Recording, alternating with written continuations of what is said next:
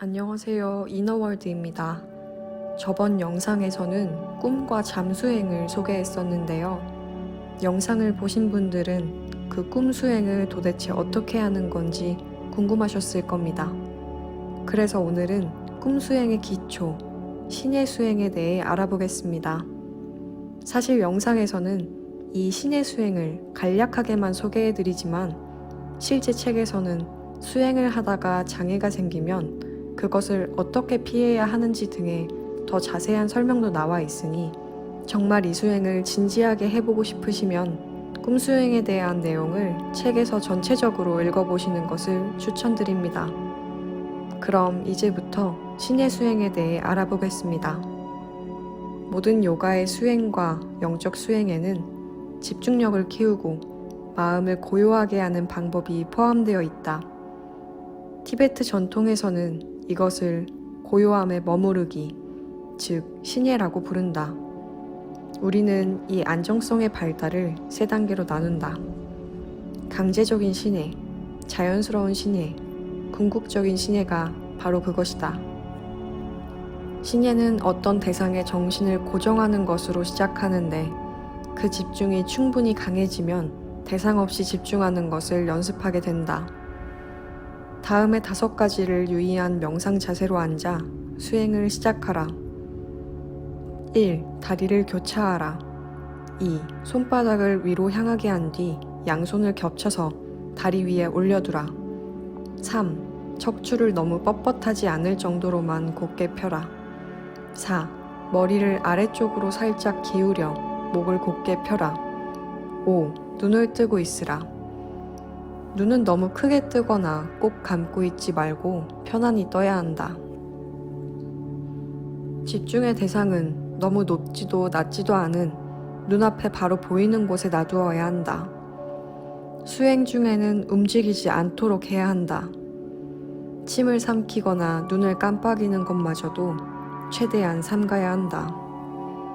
오로지 대상 하나에만 마음을 집중하라. 눈물이 얼굴에 흐를지라도 움직이지 않아야 한다. 자연스럽게 호흡하라. 보통 어떤 대상을 두고 수행을 할 때 우리는 티베트 음절 아자를 집중의 대상으로 삼는다. 이 글자에는 많은 상징적 의미가 있지만 여기서는 그저 집중을 강화하는 용도로만 사용하겠다. 다른 대상도 사용할 수 있다. 영어의 알파벳 A, 어떤 이미지나 만트라의 소리, 호흡 등 거의 모든 것이 그 대상이 될 수 있다. 하지만 당신에게 영감을 주는 무언가 신성한 것과 연결된 대상을 사용하는 편이 좋다. 또한 수행할 때마다 대상을 자주 바꾸는 것보다는 동일한 대상을 사용하는 편이 좋다. 대상의 연속성이 수행에 도움이 되기 때문이다. 그리고 외부에 있는 물질적 대상에 집중하는 편이 더 좋을 수 있다. 외적 대상들, 더 나아가 꿈속 대상들을 인식할 때의 안정성을 개발하려는 목적에서다. 티베트어 아자를 사용하고자 한다면 한 변이 2.5cm인 사각형 종이에 글자를 적으라. 전통을 그대로 따르자면 아자는 흰색이며 그 주위를 5개의 동심원이 둘러싸게 된다. 아자의 배경이 되는 중심의 원은 남색이다. 그리고 그 주위에 파란색, 초록색, 빨간색, 노란색, 흰색 원이 있다. 앉았을 때 눈높이에 맞출 수 있을 만큼 긴 막대에 종이를 붙여두고 그것이 똑바로 서 있을 수 있도록 단단히 고정하라. 그리고 아자가 눈앞에 약 45cm 거리에 있게 하라. 이 수행 중에 많은 진전의 징후가 나타날 수 있다. 집중력이 강화되고 수행 시간이 점차 길어짐에 따라 몸에 이상한 감각이 느껴지고 많은 시각적 현상이 나타난다. 또한 당신의 마음이 뭔가 이상한 짓을 하는 것을 발견할 수도 있다. 그래도 괜찮다. 이러한 경험은 집중력 개발의 자연스러운 일부다. 마음이 자리를 잡을 때 발생하는 일들이므로 이것들에 방해를 받지도 흥분하지도 말라. 강제적인 신예. 수행의 첫 단계에는 노력이 필요하므로 강제적이라고 불린다. 마음은 쉽고 빠르게 산란해지기 때문에 단 1분 동안 대상에 집중하는 것조차도 불가능해 보일 수 있다. 그래서 시작 단계에서는 짧은 수행을 휴식과 번갈아 여러 번 하는 것이 도움이 된다. 하지만 휴식하는 동안에도 마음을 딴 길로 새게 하지 말고 만트라를 외거나 시각화 작업을 하거나 자비행과 같은 다른 수행을 번갈아 하라. 그리고 휴식이 끝나면 다시 신의 수행으로 돌아가라. 만약 신의 수행을 할 준비는 됐지만 집중할 대상을 가지고 있지 않다면 빛의 공이 이마에 있다고 시각화하고 그곳에 주의를 집중한다. 신의 수행을 위한 연습은 적어도 매일 한두 번씩 해야 하며 시간이 있다면 더 자주 할수록 좋다. 집중력을 키우는 것은 몸의 근육을 강화하는 것과 같다. 운동처럼 규칙적으로 반복하고 더 강해지기 위해서 한계치를 점점 늘려가야 한다. 마음을 대상에 두고 그것을 유지하라. 과거나 미래에 관한 생각을 따라가지 말라. 공상, 소리, 육체적 감각 등 당신을 산란하게 만드는 것들이 당신의 주의를 끌지 못하게 하라. 현재 순간의 감각에 머무르라. 그리고 모든 힘과 명료함을 동원하여 눈을 통해 마음을 대상에 집중시키라. 단 1초라도 대상에 대한 알아차림을 잃지 않도록 하라. 호흡이 느껴지지 않을 정도가 될 때까지 숨을 점점 더 부드럽게 들이쉬고 내쉬라. 천천히 당신 자신이 고요하고 평온한 곳으로 더 깊이 들어갈 수 있게 하라. 몸이 편안하게 유지되고 있는지 확인하라. 집중으로 인해 긴장하지 않도록 하라. 몽롱해지거나 둔해지거나 또는 트랜스 상태에 빠지지 않도록 하라.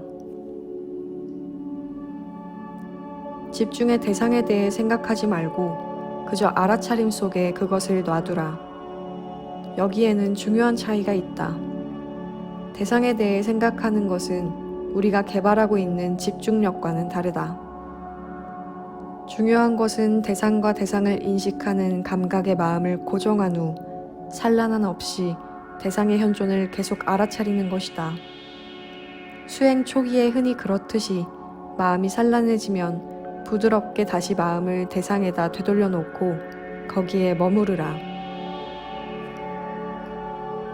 자연스러운 신예.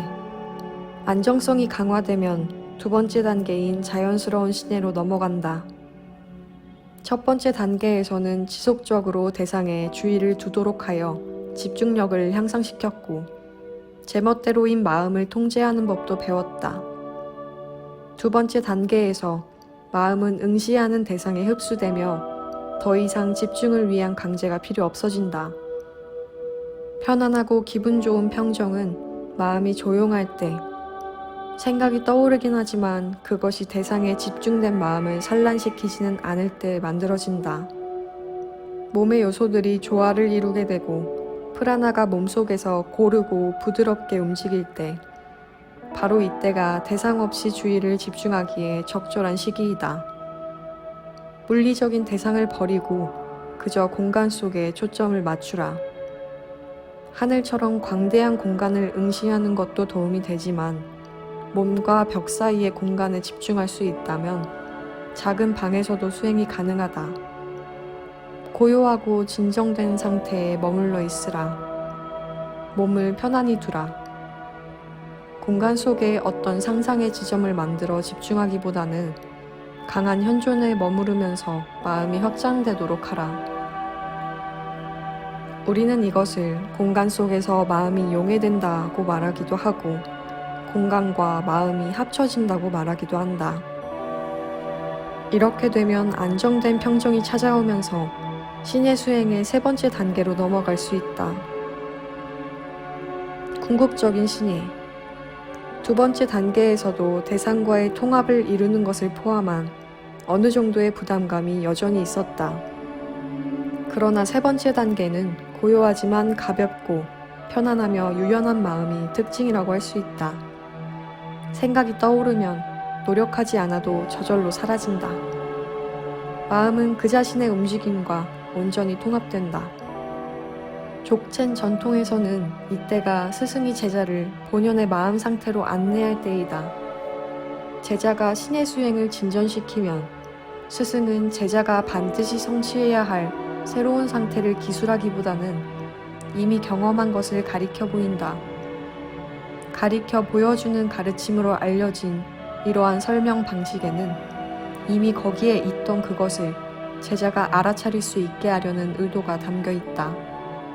또 개념과 생각 속에서 움직이는 마음과 순수하고 비이원적인 마음의 본성을 분별할 수 있게 하려는 의도도 담겨 있다. 이것이 신의 수행의 궁극적인 단계이며 비이원적 현존에 머무는 것이자 릭바 그 자체라고 할 수 있다.